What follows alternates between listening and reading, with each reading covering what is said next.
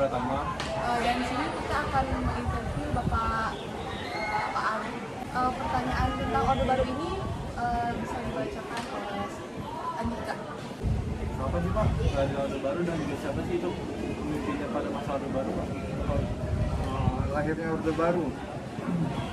Kalau lahirnya Orde Baru itu lahir tahun kurang lebih tahun 1967 ya, ketika Orde Lama itu runtuh gitu ya. Orde Baru itu lahir dari tahun 1967 sampai dengan tahun 1998. Pemimpinnya ya, bicara tentang Orde Baru ya pasti kita udah pada tahu, pasti Soeharto kayak gitu. Pada saat itu apa kebijakan politik, sosial, ekonomi, dan hukum yang terjadi? Kebijakan pertama politik dulu ya. Kebijakan politiknya adalah dia mendirikan partai politik gitu ya. Jadi dulu tuh partai politik sebelum Orde Baru itu jumlahnya ada banyak. Nah, jadi pada saat Orde Baru pertama kali berkuasa gitu ya, kebijakan politik yang pertama adalah menyederhanakan partai politik. Jadi dari 10 partai politik digabungkan tuh 10 partai politik.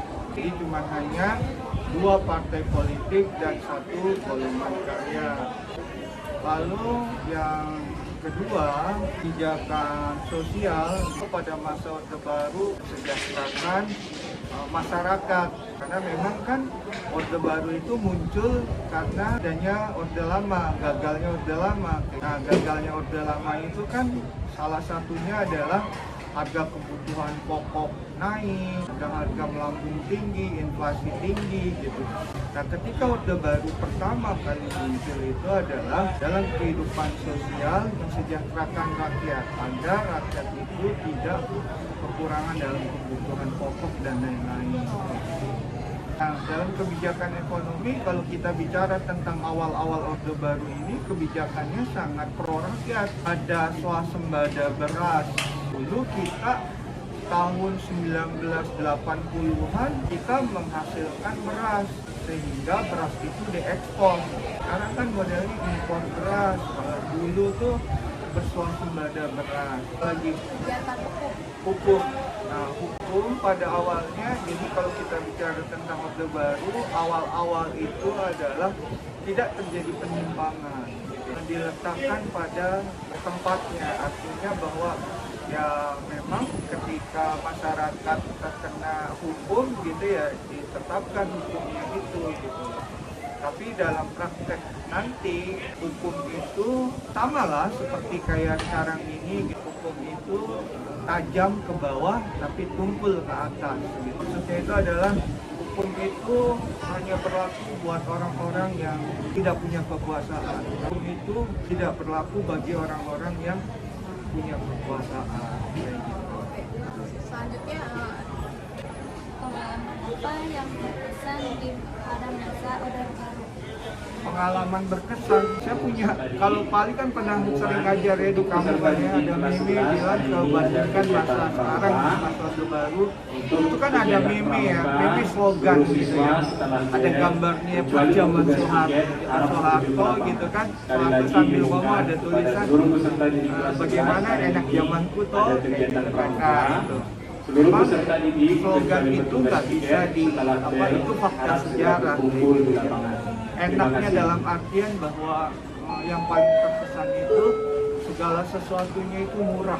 Inflasi itu nggak sampai sekarang. Terus harga BBM itu terkendali. Dan yang pasti adalah masalah keamanan. Beda kan kalau misalnya sekarang kamu misalnya yang laki-laki misalnya mau jalan kemana udah takut kalau misalnya pulang di atas jam berapa malam gitu kan. Ada begal, ada apa. Kalau dulu tuh aman. Kemana-mana tuh aman, karena memang Orde Baru pada saat itu lebih mengutamakan kepada keamanan, lebih mengandalkan kepada kekuatan militer, sehingga pelaku-pelaku kriminal takut. akhir dari masa Orde Baru itu gimana ya?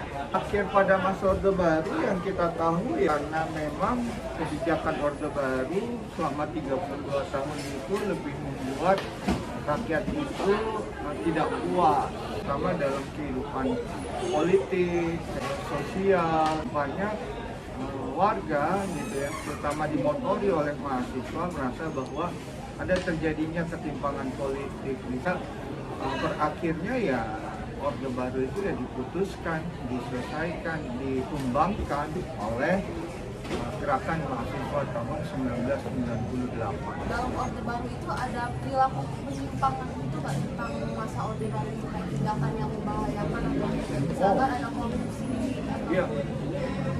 Kalau pada masa Orde Baru itu yang perilaku menyimpang itu cukup banyak.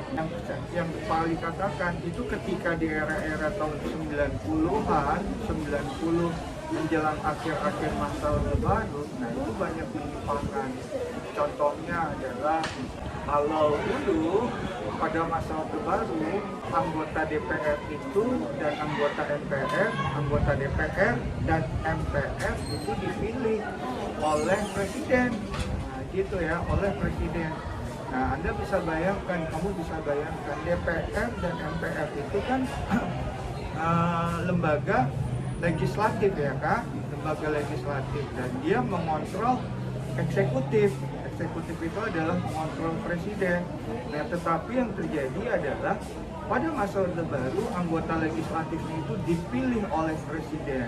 Anda bisa bayangkan bahwa orang yang dipilih oleh presiden, nah, dia harus melakukan kontrol kepada presiden, kan nggak efektif kayak gitu.